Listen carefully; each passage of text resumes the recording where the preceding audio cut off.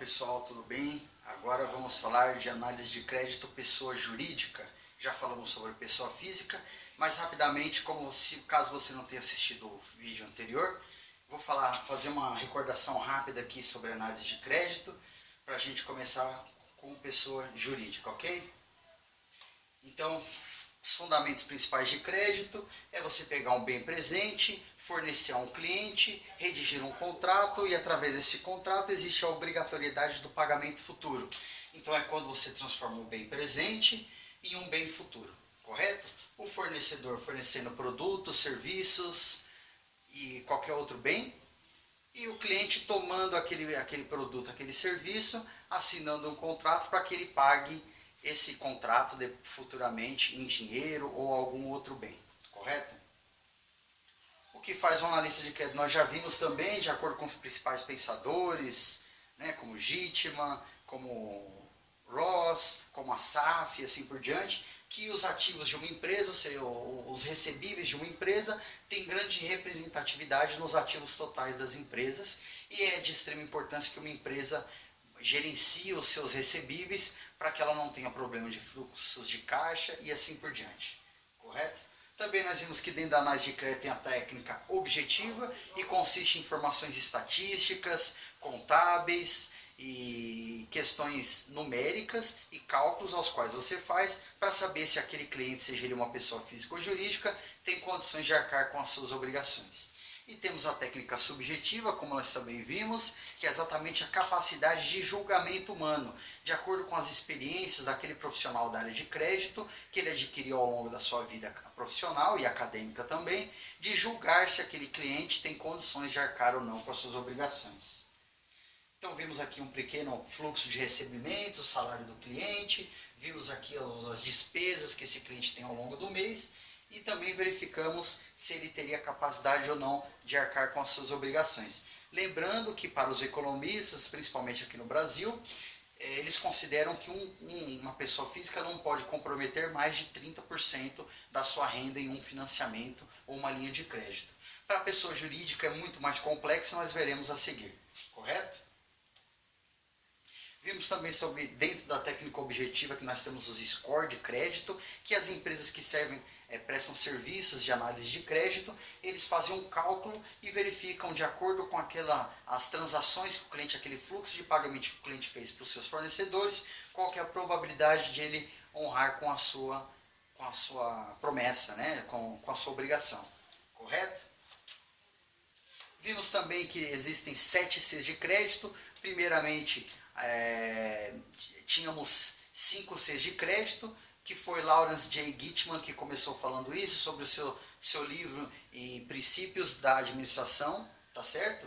E ele citou aí alguns deles, depois, posteriormente, outros estudiosos sobre o assunto, eles desenvolveram outros 2 Cs de créditos. Nós dividimos 4 Cs em técnicas objetivas e os outros 3 Cs restantes em técnicas subjetivas. Falando rapidamente aqui, né, dentro da técnica objetiva, então, tem o score de crédito, certo? A pontuação do cliente, de acordo com a probabilidade, ela é atualizada a cada consulta que o cliente faz. Vimos também que ela é alterada quando o cliente recebe alguma negativação no mercado e também ela pode aumentar, ser elevada, quando o cliente é cadastrado naquele programa do Brasil chamado Cadastro Positivo, correto? Vimos também que uma coisa que não altera o score de crédito de um cliente, tanto pessoa física ou jurídica, é se ele tiver cadastrado em algum programa de restituição de impostos, como Nota Fiscal Paulista, Nota Fiscal Paulistana, Nota Fiscal Mineira e assim por diante, correto? E também vimos que ele não tem o seu score alterado caso ele tenha uma negativação com mais de 5 anos, mesmo porque do ponto de vista jurídico, essa negativação já está prescrita, ou vulgarmente conhecida como caducada, correto? Então, dentro da técnica objetiva, nós temos 4 Cs de crédito, do total de 7. O primeiro é o capital, é a solidez econômica financeira do cliente de honrar com as suas obrigações. Depois nós temos o colateral, são bens materiais que aquele cliente pode oferecer para o seu fornecedor como forma de garantia de pagamento de suas obrigações. Temos também aquele termo da língua inglesa covenant, que significa convênio, que são exatamente contratos né, feitos, elaborados pela área jurídica de uma empresa para que amarre esse cliente, para que ele tenha condições de pagar com as suas obrigações. Então ele, teoricamente, acaba sendo obrigado a pagar com aquelas obrigações devido às cláusulas contratuais desenvolvidas pela área jurídica da empresa.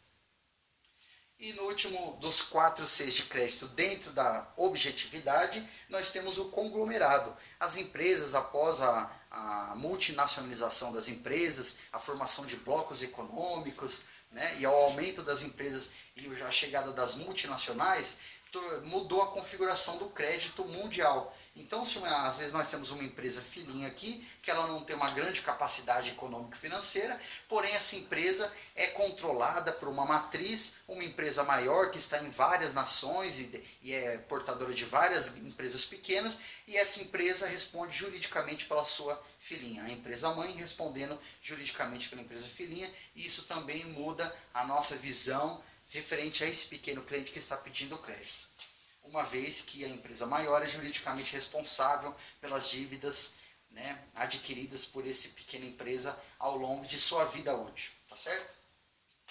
Dentro de técnica subjetiva, nós vimos que o principal objetivo aqui é verificar se o cliente vai pagar ou não a sua obrigação. E aí nós analisamos o comportamento dele no mercado. Vimos também os 3 Cs de créditos restantes dentro da técnica subjetiva. E o primeiro aqui é o caráter, honestidade, capacidade daquele cliente, seja ele uma pessoa física ou jurídica, de honrar com as suas obrigações. No caso de uma pessoa jurídica, é a capacidade do gerente financeiro em gerir o fluxo de caixa da empresa para que não gere problemas de inadimplência com seus fornecedores, com o governo, com o Estado. E também a capacidade, por exemplo, do gerente comercial de aumentar as suas vendas, de angariar novos clientes, a capacidade do gerente de auditoria de detectar irregularidades e assim por diante. Segundo C de crédito, dentro da técnica subjetiva, nós temos a capacidade, habilidade e competência do tomador, exatamente o preparo profissional e técnico daqueles gestores em gerir as suas respectivas áreas, gerar lucro, tornar a empresa rentável para que ela consiga arcar com todas as suas obrigações. Correto? E o último C dentro da técnica, o último C de crédito dentro da técnica subjetiva são as condições, os fatores micro e macroeconômicos que uma empresa está inserida para que ela consiga arcar com as suas obrigações. Por que eu coloquei esses 3 Cs aqui dentro disso, da subjetividade, dentro das técnicas subjetivas? Porque o fato da empresa estar inserida num fator micro ou macro ambiente desfavorável não significa que ela não vai honrar com as suas obrigações. A prática, esses 15 anos que eu tive, né, ao longo da análise de crédito, da minha vida profissional como analista de crédito e coordenador de crédito, eu aprendi que nem sempre uma empresa que está inserida numa condição de micro ou macro ambiente desfavoráveis, ela vai não honrar com as suas obrigações. Às vezes pode acontecer de ela honrar, uma vez que aquele produto ou serviço que ela esteja contratando seja de fundamental importância para a sua sobrevivência. Então, todos esses Cs estão dentro da subjetividade, porque nós não conseguimos ver, palpar, traçar planilhas, fazer modelos matemáticos para ter a certeza sobre o caráter de uma empresa ou de uma pessoa física, a capacidade de seus gestores. Não podemos simplesmente pegar o currículo do gerente financeiro e só olhando para o currículo saber se ele tem capacidade ou não de gerir o seu fluxo de caixa da empresa para que ela pague para nós aquela obrigação. Correto? Falamos um pouco sobre birôs de crédito, né? Birô é uma palavra da língua francesa e ela significa repartição, escritório e agência, e a palavra birô de crédito foi utilizada aí desde a Revolução Industrial, desde quando as empresas começaram a se organizar a sua área para fazer análise de crédito dos clientes e conceder crédito a eles. Nós temos birôs de créditos em vários ao longo do mundo inteiro, e aqui no Brasil nós temos o maior, que é o Serasa Experian, que por sua vez é a maior base de dados das Américas. Nos últimos anos eles passaram uma empresa norte-americana e eles são a maior base de dados das Américas. Temos aqui no Brasil o SPC também, o SPC que por sua vez é controlado pelo Boa Vista Serviços. Temos o Equifax, que é uma empresa cuja matriz fica na América Central, e temos o Dun& Bradstreet, ou simplesmente D&B, que é uma empresa norte-americana, presente também na Europa e alguns países da América Central. Tá certo? E essas empresas, elas fornecem informações sobre clientes e empresas, pessoas físicas e jurídicas, e o seu comportamento ao longo do mercado. Então vamos lá para a análise de crédito de pessoa jurídica. Os documentos obrigatórios para análise de crédito de pessoa jurídica são principalmente o contrato social da empresa, ou seja, um documento que ele formaliza quem são os sócios daquela empresa, quais são as cotas de capitais daquela empresa e assim por diante, tá certo? Ou a última alteração contratual. Uma coisa importante aqui no Brasil, a legislação obriga, sempre quando uma empresa tem alguma mudança no seu quadro societário ou alguma mudança em suas cotas de capitais, ela tem que formalizar uma alteração contratual. E essa alteração, por sua vez, tem que passar por todos os órgãos públicos responsáveis pela gestão desses contratos. Tá certo? Então é importante que a empresa forneça também uma mudança de endereço, uma mudança em sua atividade econômica ou qualquer outra coisa nesse sentido. Um outro documento obrigatório para análise de crédito de pessoa jurídica é a procuração dos representantes legais da empresa. Essa procuração, ela formaliza quem são as pessoas juridicamente autorizadas a fazerem compras em nome dessa empresa. Às vezes, em algumas vezes, você pode encontrar essa procuração dentro do próprio contrato social. Ou seja, o próprio contrato social, ele já nomeia quem são os compradores, os procuradores dessa empresa. Algumas empresas grandes, eles costumam classificar entre procuradores classe A, classe B e assim por diante. Tá certo? E eles delegam algumas atividades e responsabilidades para esses procuradores. Cabe você ler esse contrato, dar uma analisada, para você verificar exatamente quem são as pessoas responsáveis por essas compras. O cartão CNPJ, Cadastro Nacional de Pessoa Jurídica, e é exatamente aquela consultinha, aquele site da Receita Federal, ao qual você joga o CNPJ da empresa e consta lá tanto a sua atividade econômica, a sua localização, a sua razão social, a sua data de abertura. Correto? E a sua situação também junto à Receita Federal, que é a declaração do IRPJ. Correto? Depois, no quarto documento obrigatório aqui, nós temos a cópia do contrato de prestação de serviços e produtos. Um analista de crédito, ele tem que estar sempre preparado para detectar possíveis inconsistências no negócio ou naquela comercialização daquele produto ou serviço. Essa é a cópia do contrato. Em algumas empresas pode ser uma proposta de compra e venda, pode ser um requerimento, pode ser uma proposta assinada e assim por diante. É um documento que formaliza que aquele comprador pertencente àquela empresa está querendo comprar aquele produto ou serviço. Isso é importante ter esse documento para que você tenha certeza que realmente é a empresa que está tentando comprar ou adquirir aquele produto e serviço.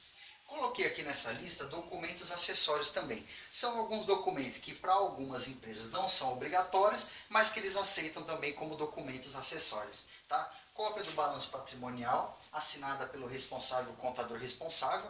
Tá certo? Balanço patrimonial nós falaremos futuramente sobre eles, mas são exatamente a lista de todos os bens e obrigações de uma empresa.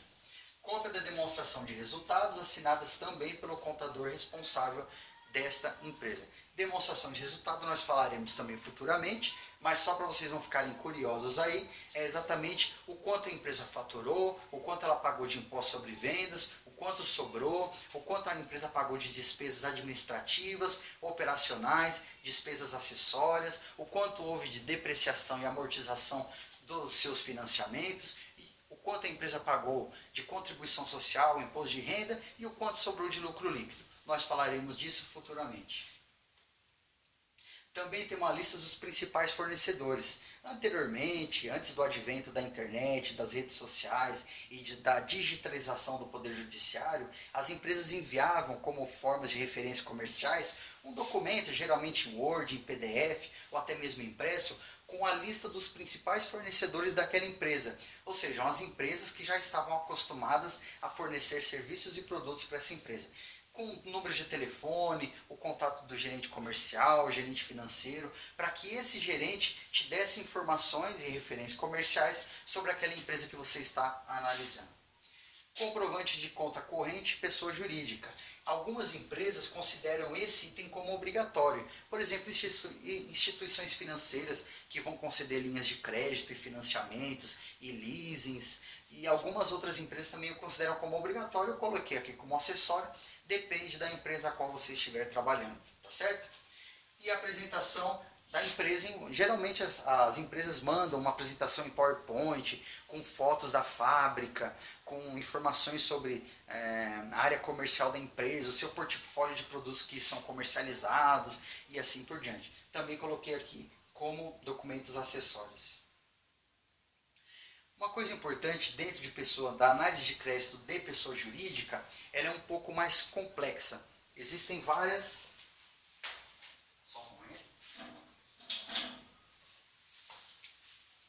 Existem vários tipos de empresa e é importante nós entendermos quais são esses tipos, que cada empresa tem uma peculiaridade do ponto de vista jurídico, tá certo? Então vamos verificar o primeiro tipo de empresa. O primeiro tipo de empresa que nós temos é o microempreendedor individual, também conhecido como MEI, que a própria sigla aqui nos diz, né? Microempreendedor individual. O que essa empresa tem como característica? Primeiro, o nome próprio já fala, é um empreendedor individual, ou seja, existe um único dono desta empresa, correto? Esta empresa, de acordo com a lei complementar 123, correto, de 2006, essa lei ela obriga com que todo microempreendedor ele esteja situado no regime de tributação simples nacional, ou como é chamado pelos contadores, super simples. Correto? Então, a empresa microempreendedor individual, um único dono, ela é o Simples Nacional, o seu regime de tributação, e o dono dessa empresa, ele é juridicamente responsabilizado com seus bens pessoais, caso essa empresa gere algum prejuízo ou adquira alguma dívida ao longo das suas atividades. Tá certo, gente? É importante vocês entenderem isso do ponto de vista de cobrança. Ou seja, caso esse microempreendedor ele não consiga arcar com as suas obrigações, a justiça ela pode ir até os bens pessoais desse empresário e leiloar esses bens de forma a transformar em dinheiro para saldar com as suas dívidas. Próxima empresa que eu separei aqui para vocês é a empresa individual. Tá? A empresa individual também é um único dono da empresa, correto? Essa empresa geralmente está situada no regime de tributação do Simples Nacional, mas podem existir casos que ela não esteja. Uma outra coisa importante aqui dessas duas empresas é que o nome do dono da empresa tem que ser exatamente a razão social da empresa, ou seja, o nome da empresa. Aqui no meio, geralmente aparece assim, Antônio da Silva Figueiredo, um espaço e o número do CPF dele. E aqui na empresa individual também, tá certo?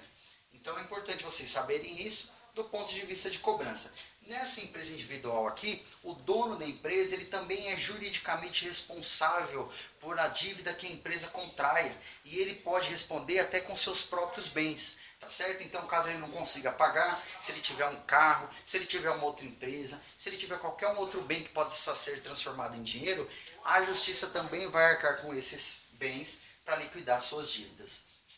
E nós temos aqui a terceira empresa que eu listei para vocês, que são as sociedades simples, ou simplesmente chamada pelos contadores como SS.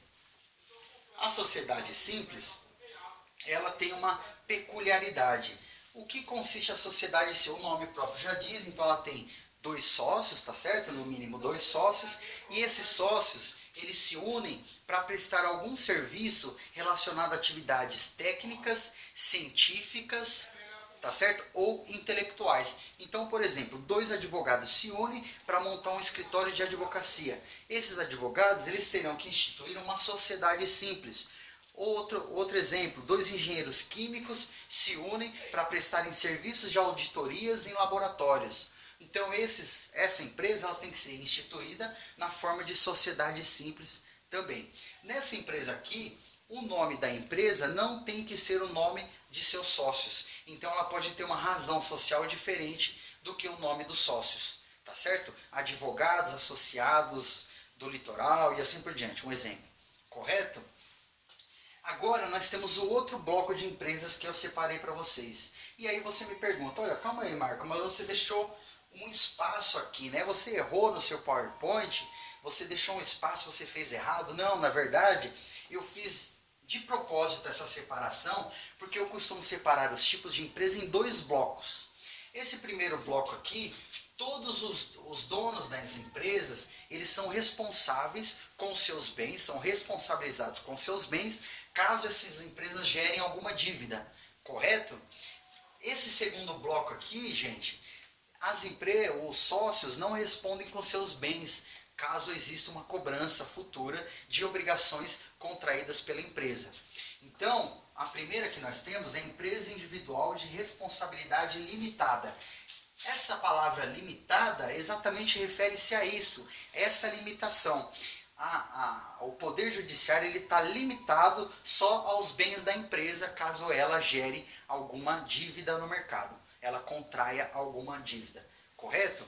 Então, eles também, os contadores, chamam essas empresas de EIRELI, né? Que é Empresa Individual de Responsabilidade Limitada. Uma coisa importante nessa empresa é que no final do nome da empresa tem que constar essa sigla EIRELI. Então ela fica facilmente identificável. Quando você pegar uma empresa, Produtos Alimentícios EIRELI, você saberá que é uma empresa de responsabilidade, empresa individual de responsabilidade limitada. Eu também considero, senhoras e senhores, esse tipo de empresa aqui um dos tipos mais perigosos do ponto de vista de crédito e de cobrança.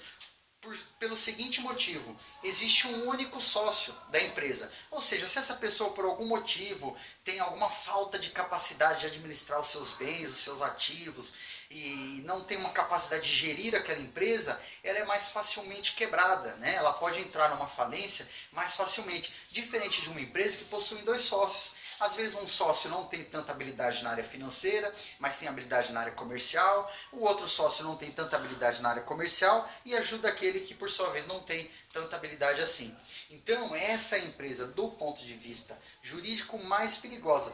Tanto é que essa empresa é um ponto de atenção que é o Poder Legislativo. Em 2011, eles sancionaram uma lei, a Lei 12.441, que exatamente obrigue com que essas empresas tenham um valor mínimo de abertura, né? E seria o quê? Esse valor mínimo, essa lei, ela obriga o seguinte: para você abrir uma empresa, uma EIRELI, você tem que ter um capital social de no mínimo 100 salários mínimos. Por quê? Exatamente por isso. Se a empresa quebrar, a justiça ela terá esse valor depositado, né, juridicamente, como garantia de que essa empresa vai arcar com as suas obrigações, tá certo? Capital social, só para vocês entenderem, resumindo, né, explicando de forma resumida, é o dinheiro que os sócios ou o dono de uma empresa deposita juridicamente, entrega para o Estado para que ele abra aquela empresa. É uma garantia que o Estado tem daquela empresa operar e, se gerar dívidas, ela poder resgatar essas dívidas, né? Liquidar essas dívidas através desse dinheiro depositado. Então, o capital social nada mais é do que o dinheiro que os sócios entregam para o Estado para que ele abra uma empresa. E aí os órgãos responsáveis, a Junta Comercial e a Receita Federal, né, eles verificam essas questões, tá certo? Então, só lembrando, EIRELI tem um capital social mínimo de 100 salários mínimos. O nome, a sigla EIRELI consta no final do nome da empresa. O nome da empresa é diferente do nome do sócio. Correto? Aqui no nosso segundo bloco, a segunda empresa que eu classifiquei para vocês é a Sociedade Empresária Limitada. Essa aqui é uma das empresas mais comuns no nosso país, que é a LTDA. E também no nome da empresa, ele não é obrigatoriamente igual ao nome do sócio. E também consta a sigla limitada no final de sua razão social, tá certo? Essa empresa aqui, ela tem o seu capital social dividido em cotas de capitais.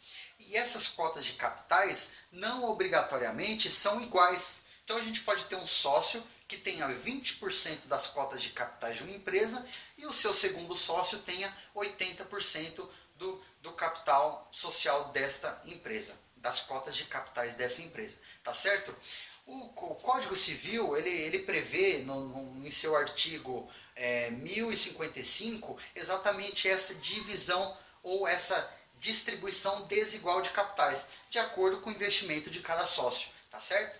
Então, o artigo 1055 do Código Civil, ele rege essa questão de capital social dentro da empresa de sociedade limitada, correto? Uma outra coisa importante vocês saberem é que os sócios dessa empresa não respondem juridicamente com seus bens pessoais das dívidas adquiridas por essa empresa, correto? E aqui o último tipo de empresas que nós temos, né, dentro do segundo bloco, são as sociedades anônimas. As sociedades anônimas, que anteriormente era regida até 1976, elas eram regidas pela Lei 6.404, tá certo? Essa era a lei que regia as sociedades anônimas. Futuramente, em 2007, foi sancionada a Lei 11.638, que ficou conhecida pelos contadores também como a Lei das SAs. E essa Lei das SAs, elas falam todas as obrigações dessas empresas junto aos órgãos públicos e também junto aos fornecedores. Uma coisa importante que é legal destacar aqui também para vocês, gente, que a partir de 2007 houve o alinhamento do Brasil, das empresas brasileiras, com as normas internacionais de contabilidade, que é conhecida pelos contadores como IFRS, International Finance Report Standard, ou seja, traduzindo ao pé da letra em português, são as normas internacionais de contabilidade, tá certo? Isso foi de extrema importância para o nosso país, porque a partir do momento que você está alinhado com as normas internacionais de contabilidade, você mostra uma maior transparência na elaboração das suas demonstrações financeiras. Isso foi de extrema importância para o nosso país. Um ponto aí ganho para o Brasil, tá certo? Então vamos lá. Uma outra coisa importante sobre a sociedade anônima é que elas são as empresas geralmente maiores, né? E no nome da empresa, na sua razão social, ou seja, o seu nome oficial, tem que constar ou a sigla SA, ou simplesmente SA, ou S/A, ou a sigla CIA, CIA, de companhia, tá certo? Então, só você olhando para o nome da empresa, para a razão social da empresa, você já vai saber se ela é uma limitada, uma sociedade anônima, ou uma EIRELI, ou uma MEI, tá certo? Essas duas aqui não tem, tá? A sigla, só para vocês lembrarem. Uma outra coisa, uma peculiaridade que eu tenho para falar para vocês sobre a sociedade anônima é que ela é dividida, de acordo com a Lei 11.638, ela é dividida por ações. E essas ações podem tanto ser vendidas no mercado de capitais, como ser as ações comercializadas de forma fechada, para pessoas específicas. Se essas ações são comercializadas no mercado de capitais, essa empresa é uma sociedade anônima de capital aberto. Ou seja, as suas cotas, as suas ações são vendidas no mercado aberto. E se essas ações são vendidas por um grupo restrito de empresários, né, de acordo com as suas formas, ela é considerada uma sociedade anônima de capital fechado, correto? Uma outra importante informação que eu tenho para observar para vocês sobre as sociedades anônimas, geralmente elas são constituídas por uma assembleia geral, um conselho fiscal, um conselho administrativo e uma diretoria. E que são nomeados, né, de acordo com os seus controladores, correto? Então é isso que eu tinha para falar para vocês sobre as empresas, e com essas informações vocês já começam a ter uma ideia de cada uma das empresas e dos tipos de empresas, tá certo? Uma outra classificação que é feita, principalmente aqui no Brasil, pela Receita Federal, pelas instituições financeiras, é exatamente o porte dessa empresa, ou seja, quanto que essa empresa fatura ao longo do ano, é o principal critério considerado para classificar cada tipo de empresa. A primeira aqui, a classificação que nós temos, é a microempresa, tá certo? Que é o faturamento de até R$360 mil por ano. A segunda classificação é a empresa de pequeno porte, ou EPP, que é o faturamento de R$360 mil até R$3.600.000 por ano, tá certo?